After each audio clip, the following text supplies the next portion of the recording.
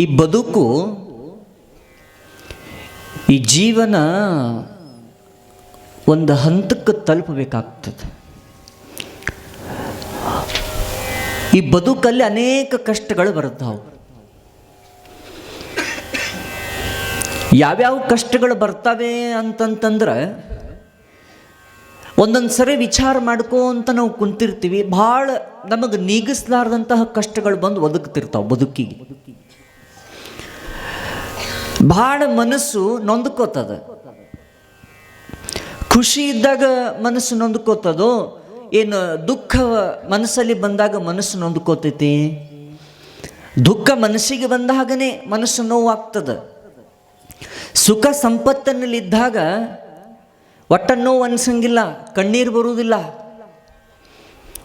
ಬದುಕು ಇದು ಒಂದು ನಮನಿ ಸುಂದರವಾಗಿ ಮಾಡ್ಕೋಬೇಕು ಅಂತಂದ್ರೆ, ಒಂದು ದಡಕ್ಕೆ ಹಚ್ಚಬೇಕು ಅಂತಂತಂದ್ರೆ ಇದನ್ನು ಭಾಳ ಚೊಲತ್ನಾಗ ಚಲೋ ದಾರಿ ಒಳಗೆ ಒಯ್ದ್ರೆ ಮಾತ್ರ ಈ ಬದುಕು ಬಂಗಾರ ಆಗ್ತದೆ.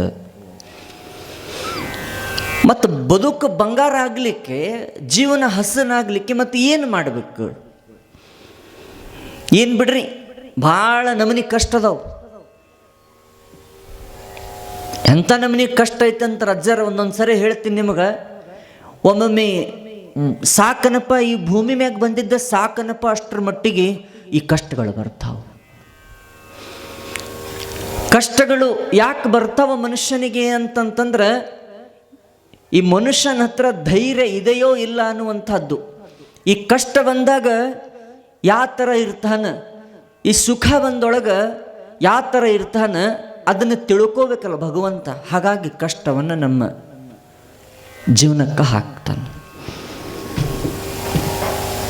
ಎರಡೂ ಬಹಳ ಸಮಾನ ರೀತಿಯೊಳಗೆ ತೆಗೆದುಕೊಳ್ಬೇಕು. ಈಗ ದುಃಖ ಬಂತು ಅಂತಂತಂದ್ರೆ ಅದನ್ನು ಒಂದೇ ಥರನ ನೋಡ್ಬೇಕದು. ಸುಖ ಬಂತು ಅಂತಂತಂದ್ರೆ ಒಂದೇ ಥರ ನೋಡ್ಬೇಕು.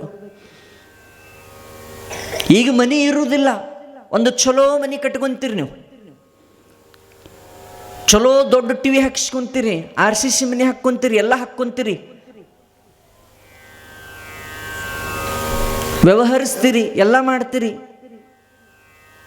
ಒಂದು ಸ್ವಲ್ಪ ಮನೆ ಭಾಳ ಚಂದ ಆತ್ಬಿಡು, ಏನೂ ಕಮ್ಮಿಲ್ಲ ಅಂತ ತಿಳ್ಕೊಂಡು ಬಡತನವನ್ನು ಮರ್ತೀವಿ ಅಂತಂತಂದ್ರೆ, ಬಡತನ ಬಂದಿರುವಂಥ ಬದುಕಿನಲ್ಲಿ ಅನೇಕ ಕಷ್ಟಗಳು ಬಂದಿರ್ತಾವೆ. ಒಂದು ನಮನಿ ಸುಖ ಅಂದ ತಕ್ಷಣ ಯಾವುದೂ ಕೇರ್ ಮಾಡಂಗಿಲ್ಲ, ನೀವು ಯಾವುದೂ ಮನಸ್ಸಿನಾಗ ಹಾಕ್ಕೊಳ್ಳಂಗಿಲ್ಲ. ಒಂದು ಸ್ವಲ್ಪ ಭಗವಂತ ಹೆಚ್ಚಿಗೆ ಕೊಟ್ಟಂತಂತಂದ್ರೆ ಬಡತನ ಅನ್ನುವಂಥದ್ದು ಹೋಗ್ತದೆ. ತಂದೆ ತಾಯಿ ಅನ್ನುವಂಥದ್ದು ಇರುವುದಿಲ್ಲ, ಅಣ್ಣ ತಮ್ಮರು ಅಂತ ಇರುವುದಿಲ್ಲ. ಯಾಕೆ? ಸಂಪತ್ತು. ಈ ಸಂಪತ್ತು ಇದೆಯಲ್ಲ, ಈ ಸಂಪತ್ತು ಬಂದು ಹೊಕ್ಕೊಂತು ಅಂತಂತಂದ್ರೆ, ಈ ಸುಖ ಬಂದು ಬಹಳಷ್ಟು ಮನಸ್ಸಿಗೆ ಒಳಗೆ ಹೊಕ್ಕೊಂತು ಅಂತಂತಂದ್ರೆ ಈ ಸಂಬಂಧಗಳು ಹೋಗ್ತಾವು. ಮನಸ್ಸಲ್ಲಿ ಅಹಂಕಾರ ಬರ್ತದೆ, ಸೊಕ್ಕು ಬರ್ತದೆ. ಎಂಥ ಸೊಕ್ಕು? ಸಂಪತ್ತಿನ ಸೊಕ್ಕು ಬರ್ತದೆ. ಮತ್ತು ಈ ಸಂಪತ್ತಿನ ಸೊಕ್ಕು ಇದನ್ನು ಹೆಂಗೆ ಒಡೆದು ಹಾಕಬೇಕು? ಇದನ್ನು ಈಗ ನೀವು ಹೊಲ ಬಿತ್ತುತ್ತೀರಿಲ್ಲ, ಹೊಲದೊಳಗೆ ಬೆಳೆಯನ್ನು ಬಿತ್ತುತ್ತೀರಿ, ಕಳೆ ಬೆಳೀತದಲ್ಲಿ. ಕಸ ಅಂತಿರೋ ಕಳೆ ಅಂತಿರೋ? ಕಳೆ ಅಂತಿರಿಲ್ಲ, ಕಳೆ ಬೆಳೀತದ. ಸಾಲಿನ ಮಧ್ಯದಲ್ಲಿ ಕಳೆ ಬೆಳೀತದ. ಒಟ್ಟು 2 ದಿನ ಮಳೆ ಹತ್ತಿತು ಅಂತಂತಂದ್ರೆ ಆ ಕಸ ಕೆತ್ತಕ್ಕೆ ಹೋಗುವುದಿಲ್ಲ ನೀವು, ಮಳೆ ಬಂತಂದ್ರೆ. ಒಂದು 4 ದಿನ ಬಿಟ್ಟು ಹೊಲಕ್ಕೆ ಹೋಗ್ಕಿರಿ, ಯಾರೋ ಬಾಜುಕಿನ ಹೊಲದವ್ರು, ಮಗ್ಗಲ್ದ ಹೊಲದವ್ರು ಬರ್ತಾರೆ. ಏನಪ್ಪ ಕಸ ಎಟ್ಟು ಬೆಳೆದತ್ತಲ್ಲ, ಒಟ್ಟು ಸ್ವಲ್ಪ ಇದ್ದಾಗ ಅದನ್ನು ಚೂಂಟಿ ಬಿಡ್ಬೇಕಾಗಿತ್ತಿಲ್ಲ, ಸ್ವಲ್ಪ ಇದ್ದಾಗ ತೆಗೆದು ಹಾಕಿ ಬಿಡೋಕ್ಕಿಲ್ಲ. ಇದು ನೋಡಿ ಇಷ್ಟು ಹತ್ತಿರ ಬೆಳೆದತ್ತೆ. ಹಂಗೆ ಹೊಲದೊಳಗೆ ಹೆಂಗೆ ಬೆಳೆ ಮಧ್ಯದಲ್ಲಿ ಒಂದು ಸ್ವಲ್ಪ ಕಸ ಹುಟ್ಟಿಕೊಂಡಾಗ ಅದನ್ನು ಸ್ವಲ್ಪ ಇದ್ದಾಗ ಮಾತ್ರ ಅದನ್ನು ತೆಗೆದೊಗೆದಾಗ ಮಾತ್ರ ಹೊಲ ಹಸನಾಗಿರ್ತತ್ತಲ್ಲ. ಈ ಬದುಕಿನ ಈ ಜೀವನದಲ್ಲಿ ಒಂದು ಸ್ವಲ್ಪ ಎಲ್ಲ ಸಂಪತ್ತು ಬಂದಾಗ ಈ ಸೊಕ್ಕು ಅನ್ನುವಂಥದ್ದು ಬರ್ತಾ ಇತ್ತಂತಂದ್ರೆ ಅದನ್ನು ಹಗಲೆಲ್ಲ ತೆಕ್ಕೊಂತ ಹೋದಾಗ ಮಾತ್ರ ಬದುಕು ಬಂಗಾರ ಆಗಲಿಕ್ಕೆ ಸಾಧ್ಯ ಆಗ್ತೈತಿ. ಇಲ್ಲಂತಂದ್ರೆ ಏನೂ ಆಗ್ಲಿಕ್ಕೆ ಸಾಧ್ಯ ಇಲ್ಲ. ಜೀವನ ಒಳ್ಳೇದಂತ ಅನಿಸ್ಕೊಳ್ಳಂಗಿಲ್ಲ. ಎಲ್ಲದರ ಹಿಂದೆ ನಾವು ಬೀಳ್ತೀವಿ. ಹೊಲದಿಂದ ಬೀಳ್ತೀವಿ, ಮನೆಯಿಂದ ಬೀಳ್ತೀವಿ, ಹೆಂಡತಿಯರಿಂದ ಬೀಳ್ತೀವಿ, ಮಕ್ಕಳಿಂದ ಬೀಳ್ತೀವಿ, ದುಡ್ಡಿಂದ ಬೀಳ್ತೀವಿ, ಆಸ್ತಿಯಿಂದ ಬೀಳ್ತೀವಿ. ಆದರೆ ಮನಸ್ಸಿಗೆ ಒಂದೇ ಒಂದು ನೆಮ್ಮದಿ ಇಲ್ಲ ಅಂತಂತಂದ್ರೆ ಎಷ್ಟಿದ್ರೇನು ಬರ್ತದೆ? ಪ್ರಯೋಜನ ಆಗ್ತತಿ? ಬಂಗಾರ ತಟ್ಟೆ ಒಳಗೆ ಊಟ ಮಾಡ್ತೀವಿ ಅಂತಂತಂದ್ರೆ ಮಲಗಲಿಕ್ಕೆ ನೆಮ್ಮದಿ ಇರುವುದಿಲ್ಲ, ಮಲಗಲಿಕ್ಕೆ ನೆಮ್ಮದಿ ಇರುವುದಿಲ್ಲ. ಬಂಗಾರ ತಟ್ಟೆಗೆ ಊಟ ಮಾಡ್ತಿರ್ತಾರೆ ಒಬ್ರೊಬ್ರು, ನೋಡ್ರಿ ಇಲ್ಲಿ ನೀವು. ಶ್ರೀಮಂತರು, ರಾಜಕಾರಣಿಗಳು, ಭಾಳ ದೊಡ್ಡ ದೊಡ್ಡ ಕೋಟ್ಯಾಧೀಶ್ವರರು ಅವ್ರ ಮನೆಯೊಳಗೆ ಬಂಗಾರದು ಬೆಳ್ಳಿದು ಒಂದು ತಟ್ಟೆ ಒಳಗೆ ಊಟ ಮಾಡ್ತಿರ್ತಾರೆ. ಭಗವಂತ ಅಷ್ಟು ಕೊಟ್ಟಿರ್ತಾನ, ಬಂಗಾರ ಕೊಟ್ಟಾನ, ಆಸ್ತಿ ಕೊಟ್ಟಾನ, ದುಡ್ಡು ಕೊಟ್ಟಾನ, ಮಕ್ಕಳು ಕೊಟ್ಟಾನ, ಎಲ್ಲ ಕೊಟ್ಟಾನ, ಕಾರ್ ಕೊಟ್ಟಾನ, ಬಂಗ್ಲೆ ಕೊಟ್ಟಾನ, ಇವೆಲ್ಲವೂ ಕೂಡ ಕೊಟ್ಟಾನ. ಆದ್ರೆ ಒಂದನ್ನು ಕೊಟ್ಟಿರಂಗಿಲ್ಲ. ಯಾವುದು ಅಂದ್ರೆ ಸಂತೋಷ, ನೆಮ್ಮದಿ ಅನ್ನುವಂಥದ್ದು ಕೊಟ್ಟಿರಂಗಿಲ್ಲ. ಒಬ್ಬ ಬಹಳ ದೊಡ್ಡ ಶ್ರೀಮಂತ ಆತ ಪ್ರತಿನಿತ್ಯ ಡ್ಯೂಟಿಗೆ ಹೋಗ್ತಿದ್ದ. ಬೆಳಗ್ಗೆ 8 ಗಂಟೆಗೆ ಹೋದ್ನಂತಂದ್ರೆ ರಾತ್ರಿ 8 ಗಂಟೆಗೆ ಬರ್ತಿದ್ದ. ಕಾರ್ ಒಳಗೆ ಹೋಗ್ತಿದ್ದ, ಕಾರ್ ಒಳಗೆ ಬರ್ತಿದ್ದ. ಡ್ಯೂಟಿ ಒಂದು 7 ಗಂಟೆಗೆ ಮುಗೀತು. ಆತ ಕಾರಲ್ಲಿ ಬರಬೇಕಾದ್ರೆ ಆ ಸಿಟಿಯಿಂದ ಒಂದು 7 ಕಿಲೋಮೀಟರ್ ಅವನ ಊರು, ಒಂದು ಹಳ್ಳಿ ದಾಟ್ಕೊಂಡು ಹೋಗಬೇಕಾಗಿತ್ತು. ಆ ಡ್ಯೂಟಿ ಮುಗಿಸ್ಕೊಂಡು ಕಾರಲ್ಲಿ ಕುತ್ಕೊಂಡು ತಾನ ಡ್ರೈವಿಂಗ್ ಮಾಡ್ಕೊಂಡು ತಾನ ಕಾರ್ ಓಡಿಸ್ಕೊಂಡು ಬರಬೇಕಾದ್ರೆ ಕರೆಂಟ್ ಹೋಗಿಬಿಡ್ತು, ಮಳೆ ಗಾಳಿ ಬರಕತ್ತಿ ಬಿಡ್ತು. ಬಂದಾಗ ಕಾರವ ನಿಧಾನಕ್ಕೆ ತಗೊಂಡು ಹೊಂಟಿದ್ದ. ಒಂದು ಸ್ವಲ್ಪ ಏನೋ ಮುಳ್ಳೋ ಪಳ್ಳೋ ಬಡಿದು ಅದು ಪಂಚರ್ ಆಗಿಬಿಡ್ತು. ಕಾರ್ ಅದು ಪಂಚರ್ ಆಯಿತು. ಅದು ಎಲ್ಲಿ ಪಂಚರ್ ಆಯಿತು ಅಂತಂದ್ರೆ ಇನ್ನೊಂದು 2 ಕಿಲೋಮೀಟರ್ ಅವನ ಊರಿತ್ತು. ಹಿಂದೆ ನೋಡಿದ್ರು ಊರಿಲ್ಲ, ಮುಂದೆ ಅವನ ಊರು 2 ಕಿಲೋಮೀಟರ್ ಅದೇ. ಒಂದು ಗುಡಿಸ್ಲಿತ್ತು, ಆ ಗುಡಿಸಲದ ಮುಂದ್ಗಡೆ ಅವನ ಕಾರ್ ಏನಾಯ್ತಂದ್ರೆ ಪಂಚರ್ ಆಗಿ ನಿಂತ್ಕೊಂಡ್ಬಿಡ್ತು. ಆತ ಹ್ಯಾಂಗೆ ಹೋಗ್ಬೇಕಂತ ವಿಚಾರ ಮಾಡಿದ. ಮಳೆ ಬರಕತ್ತದ, ಗುಡುಗು ಮಿಂಚದೆ. ಇನ್ನು ನನ್ನ ಮನೆಗೆ ಹೋಗಿ ನಾ ಮುಟ್ಟಬೇಕು ಅಂತಂತಂದ್ರೆ ಇನ್ನೂ 2 ಕಿಲೋಮೀಟರ್ ಅದ. ಹಿಂದೆಲ್ಲರೂ ಹೋಗಿ ಮಕ್ಕೋಬೇಕು ಅಂತಂದ್ರೆ ಸಿಟಿ ಬಹಳ 5 ಕಿಲೋಮೀಟರ್ ದಾಟಿ ಬಂದನ. ನಡ್ಕೊಂತ ಹೋಗ್ಲಿಕ್ಕೆ ಆಗೋದಿಲ್ಲ. ಮಳೆ ಬರ್ತದಂತಂದು ಛತ್ರಿ ಇಟ್ಕೊಂಡು ಬಂದಿದ್ದನು ಇಲ್ಲ. ಆ ಗುಡಿಸಲದೊಳಗೊಂದು ಚಿಮಣಿ ಬೆಳಕು ಕಾಣುತ್ತಿತ್ತು, ಒಂದು ದೀಪದ ಬೆಳಕು ಕಾಣುತ್ತಿತ್ತು, ಚಿಮಣಿ ಬೆಳಕು ಕಾಣುತ್ತಿತ್ತು.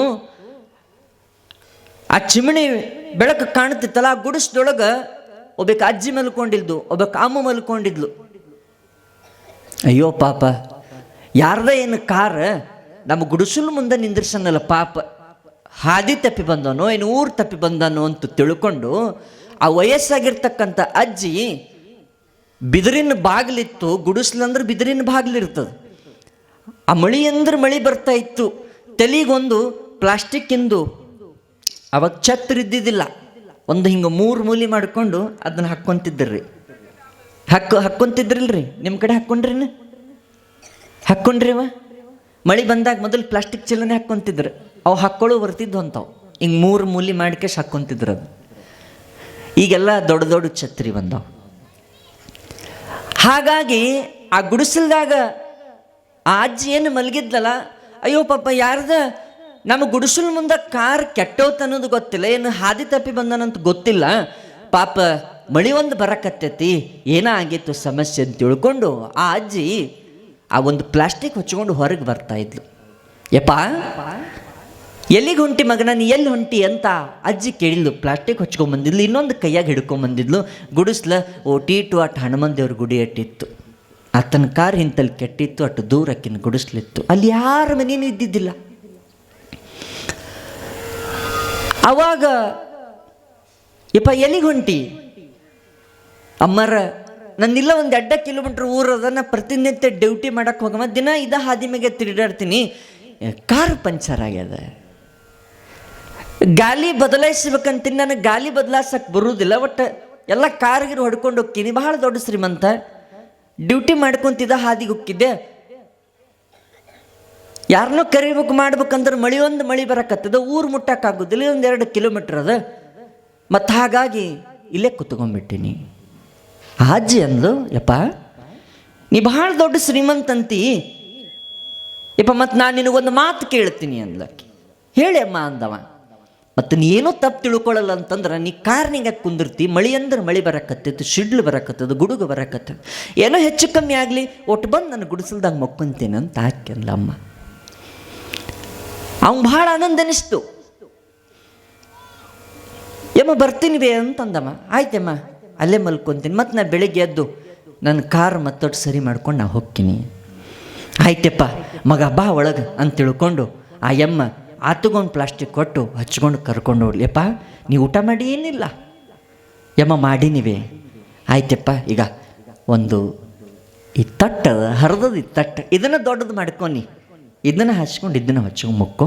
ಬೆಳಿಗ್ಗೆ ಆದ ತಕ್ಷಣ ನಿಂದು ನೀ ಎಲ್ಲಿಗೆ ಹೊಂಟಿ ಅಲ್ಲಿಗೆ ಹೋಗಕ್ಕತ್ತಿ. ಆತ ಬಂದು ಮಲ್ಕೊಂಡ, ಆನಂದವಾಗಿ ನಿದ್ದೆ ಮಾಡಿದ. ಬೆಳಿಗ್ಗೆ ಆಯಿತು, ಕಾರ್ ನಿಂತ್ಕೊಂಡಿತ್ತು. ಮೆಕ್ಯಾನಿಕ್ಗೆ ಫೋನ್ ಹಚ್ಚಿ ಅದು ನಿಂಗೆ ಸರಿ ಮಾಡ್ಕೊಂಡು ಹೋದ. ಪ್ರತಿನಿತ್ಯ ಆ ಡ್ಯೂಟಿಗೆ ಹೋಗಿ ಬರ್ತಿದ್ದ, ಡ್ಯೂಟಿಗೆ ಹೋಗ್ತಿದ್ದ, ರಾತ್ರಿ ಬರ್ತಿದ್ದ, 12-1 ಗಂಟೆಗೆ ಮಲಗ್ತಿದ್ದ. ಒಂದೆರಡು ದಿನ ಕಳೀತು. ಪಾಪ ಇದ ಹಾದಿಗೆಲ್ಲ ಆ ಗುಡಿಸಲ್ದ ಅಜ್ಜಿ ನನಗೆ ಒಂದಿನ ಮಳೆ ಬರಬೇಕಾದ್ರೆ ಇಲ್ಲೇ ಮಲಗಿಸ್ಕೊಂಡು ಇಲ್ಲೇ ಊಟ ಮಾಡ್ಯಪ್ಪ ಅಂತ ತಿಳ್ಕೊಂಡು ಹೇಳಿ ನನಗೆ ಭಾಳ ಉಪಚಾರ ಮಾಡಿದ್ಲು, ಭಾಳ ಪ್ರೀತಿ ಮಾಡಿದ್ಲು. ಹಾಗಾಗಿ ಒಟ್ಟು ಅಜ್ಜನ ಮಾತಾಡಿಸ್ಕೊಂಡು ಹೋದ್ರಾಯ್ತು ಅಂತ ತಿಳ್ಕೊಂಡು ಒಂದು 4 ದಿನ ಬಿಟ್ಟು ಬಂದ.